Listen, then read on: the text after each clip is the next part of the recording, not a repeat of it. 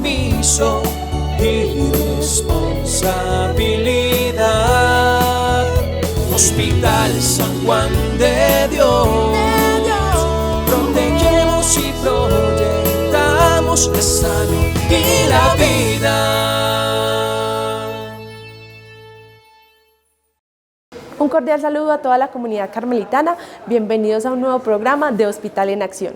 El día de hoy tenemos temas muy importantes y muy interesantes para toda la comunidad carmelitana. Hablaremos de la diabetes y todo lo que la compone. También hablaremos de la importancia de donar sangre, ya que en estos momentos el Oriente Antioqueño está pasando por una crisis en nuestros bancos. Hoy les voy a mencionar un tema muy importante que aborda prácticamente el diagnóstico de la mayoría de los habitantes de esta comunidad, que es el diagnóstico de diabetes mellitus.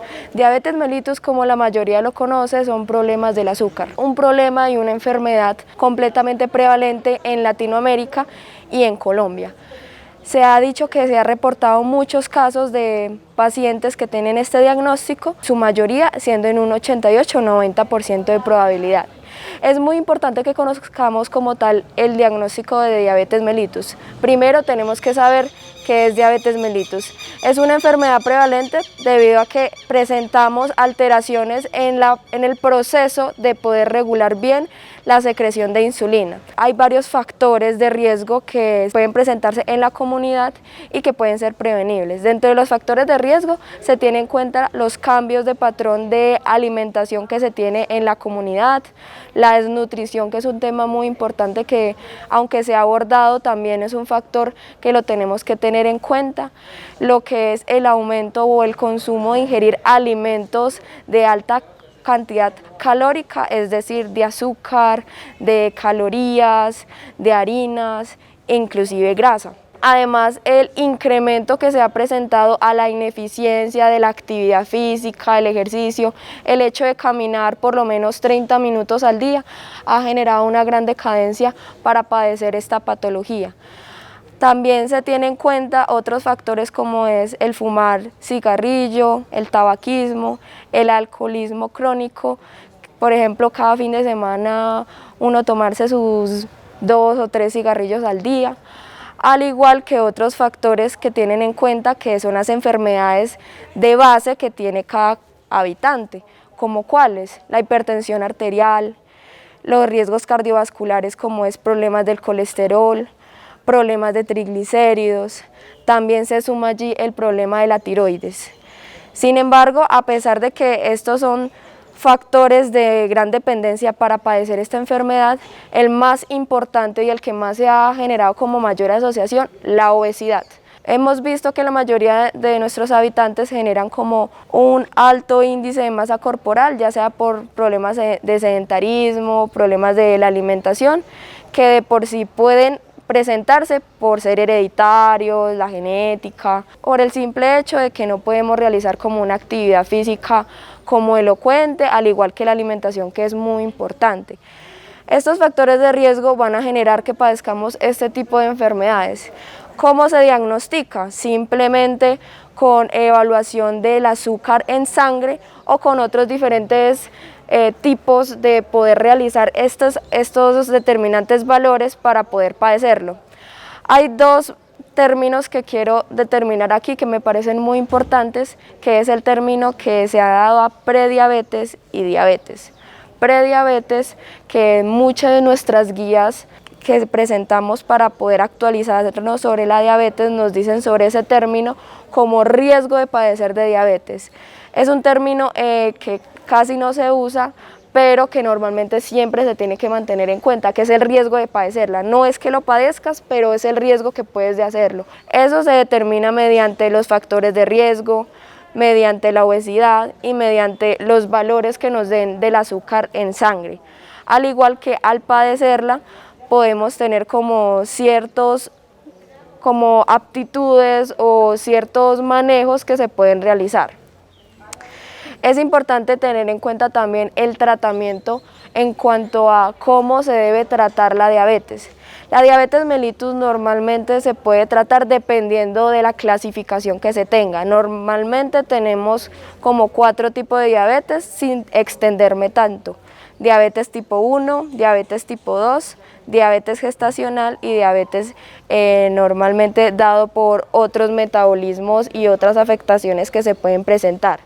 En este caso, y el más prevalente de nuestra comunidad, es diabetes mellitus tipo 2. ¿Esto qué quiere decir? Que nuestro cuerpo aún produce insulina, pero hay una pequeña resistencia. Es decir, que con los medicamentos que podemos ejercer y podemos implementar, se puede controlar la diabetes. Se ha generado como diferentes términos y diferentes definiciones de que la diabetes nunca se va a completar el tratamiento. Se controla, pero no cede como tal el padecimiento del mismo. Es decir, se puede controlar, pero es un manejo de por vida. Dependiendo de la clasificación, dependiendo del tratamiento, se puede generar un buen control metabólico frente a estas circunstancias. ¿Qué quiere decir eso? No toda persona con diabetes mellitus se trata con insulina. La primera línea de tratamiento para esto sería la dieta y el ejercicio y cambios en los estilos de vida, ni siquiera el tratamiento oral. Con estos simples y básicos medidas para realizar como el manejo adecuado de diabetes mellitus se puede prevenir.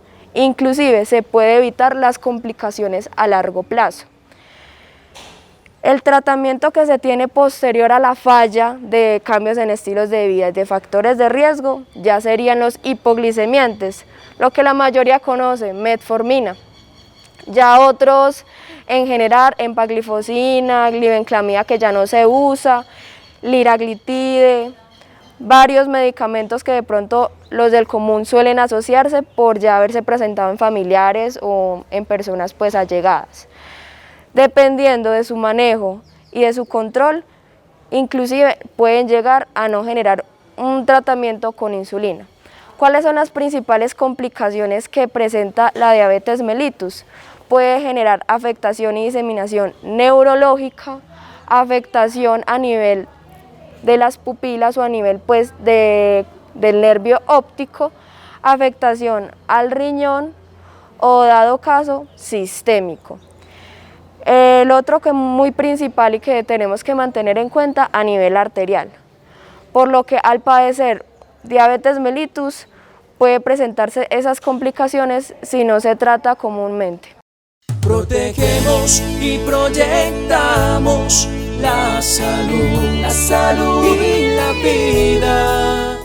La donación de sangre consiste como tal en extraer sangre, por así decirlo, en nuestra vena, en diferentes instituciones que se encuentran en nuestro municipio del Carmen, al igual que en otros municipios de Antioquia. La donación consiste en extracción por lo mínimo de 400 a 450 milímetros de sangre por vía periférica. Es un procedimiento completamente seguro, no es para nada riesgoso, inclusive los beneficios que se obtienen al recaer pues a la obtención de la sangre son mejores para el donante que para la persona que va a recibir ese tipo de sangre. ¿Por qué? Obtenemos una disminución del colesterol, los triglicéridos, genera mayor oxigenación a los tejidos debido a que se presenta mayor sangre oxigenada que desoxigenada. ¿Eso qué quiere decir? Que va a fluir un tipo de sangre limpia, fresca y equivalente para generar buena función a nivel pulmonar y a nivel cardíaco. ¿Cuáles son los requisitos para generar ese tipo de donación? Que la mayoría se debe preguntar eso. Que sean mayores de 18 años, pero menores de 65 años. No tener tatuajes o presentar tatuajes, perforaciones, piercings hace más de un año. O evitar consumir bebidas alcohólicas o fumar cigarrillo antes de las 48 horas o 24 horas de la donación de sangre. Evitar haber consumido alimentos como grasosos, harinas o cualquier de ese tipo de alimentos que nos alteren ese tipo de sangre. Evitar también haber consumido medicamentos tipo antibiótico los últimos 7 días. Es importante también la vestimenta. tener como una camisa o una camiseta flojita que no nos obstruya pues la vena, ¿cierto? Lo más importante también es no presentar una enfermedad infectocontagiosa, es decir, no presentar gripa, diarrea, ni algún malestar a nivel general, no presentar enfermedades como la hipertensión, diabetes o aquellas que nos prevalecen a un medicamento de por vida o un medicamento que de pronto no nos ayuden a contribuir a la donación de sangre, por ejemplo, estar anticoagulado. Es importante que, dado caso cumplas estos pequeños requerimientos que les acabé de mencionar, te dirijas al centro de institución más cercano que presentes y averigües sobre la donación de sangre. Las contraindicaciones que esto presenta, los efectos adversos, son muy mínimos. Puedes presentar ligero mareo, sensación de inestabilidad, hormigueo y calambre, debido a que de pronto no se tuvo en cuenta los requerimientos o las indicaciones para donar y nada más. La donación de sangre es algo muy importante que tenemos que mantener en cuenta. Inclusive puedes acercarte a tu centro de institución donde normalmente consultas, preguntarle a médicos si eres indicativo para poder generar esta donación de sangre. La verdad presenta más beneficios que contraindicaciones y es algo que realmente ayudaría mucho a las personas que padecen de deficiencia de sangre como una anemia, leucemia o una enfermedad ya autoinmune que no se puede como tal preservar simplemente por nuestro propio organismo. Ayuda a tu comunidad. Protegemos y proyectamos la salud y la vida. Bueno, y después de haber escuchado a nuestra médica hablarnos de estos temas tan interesantes, ahora vamos a hablar de uno muy importante y es la caries dental y cómo debemos cuidarla. Quisiera comentarles al respecto de qué es la caries dental. Una enfermedad de mucha prevalencia no solo en el municipio sino en el mundo y que es pues el dolor de cabeza de todos los odontólogos y de todos los pacientes. La caries dental es una enfermedad que solo da en los tejidos dentarios, es una enfermedad multifactorial que se produce por diversos factores, muchos de los cuales, yo diría la mayoría, son evitables. Los niños son personas muy propensas a la caries, primero porque no se tiene una buena higiene oral y segundo porque la dieta en estos municipios es una dieta supremamente cariogénica y es uno de los factores que se puede atacar para evitar la caries dental. Entonces, como les venía diciendo, la caries dental es una enfermedad de los dientes, es una enfermedad multifactorial que tiene que ver con la susceptibilidad del huésped, con la dieta y con el poco cuidado que se tiene con los tejidos dentarios.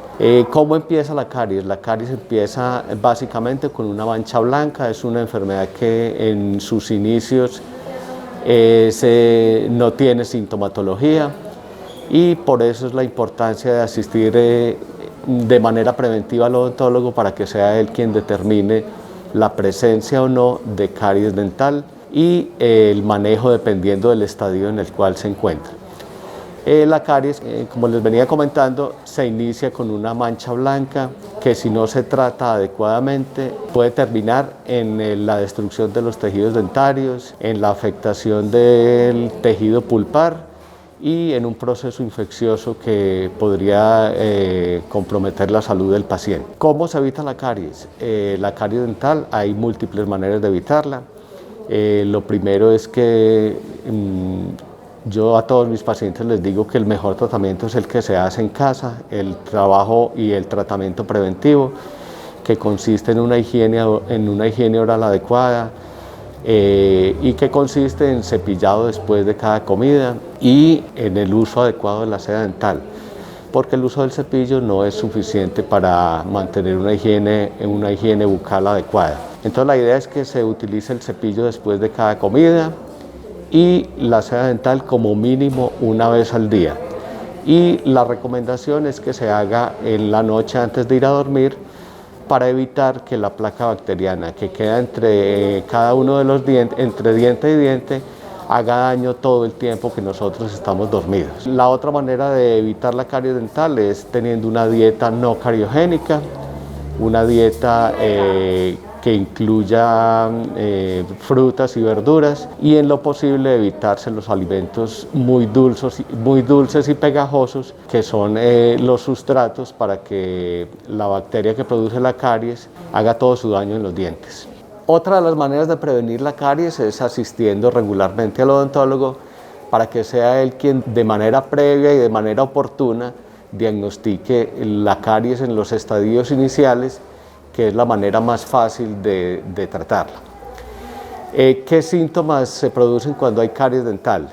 Como lo dije hace un ratico, en los estadios iniciales la caries dental es asintomática, pero cuando ya ha progresado y ha afectado más tejidos dentarios, la caries puede producir sensibilidad con lo dulce, con los alimentos dulces, con los alimentos fríos, con los alimentos calientes, y se produce un dolor agudo cuando ya la caries ha afectado la dentina y todos los tejidos dentarios y ha afectado la pulpa y el tejido nervioso del diente, y es ahí donde se produce un dolor agudo y difícilmente se puede tratar y ya necesita asistencia profesional para su tratamiento. Bueno, finalmente invito a toda la comunidad carmelitana para que entre todos tratemos y prevengamos la caries dental.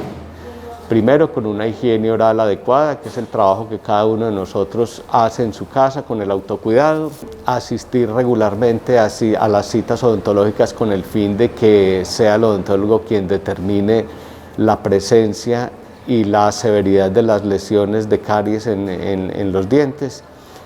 Y la invitación más importante para la comunidad es que hagamos una labor preventiva que es mucho más barata y es mucho más fácil de realizar. Cuando dejamos que esos procesos infecciosos como la caries se desarrollen y avancen, los tratamientos son mucho más difíciles y los pacientes corren el riesgo de perder unidades dentarias que son muy importantes para la estética y para la función del resto del organismo. Protegemos y proyectamos la salud y la vida. Bueno, y esto ha sido todo por el día de hoy. Esperamos que te hayas informado y hayas aprendido bastante con estos temas tan importantes que traemos cada 8 días para todos ustedes. ¡Feliz día!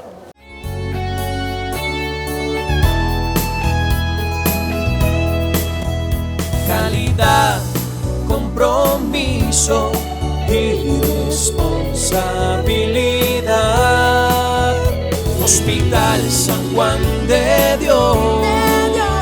Protegemos y proyectamos la salud y la vida.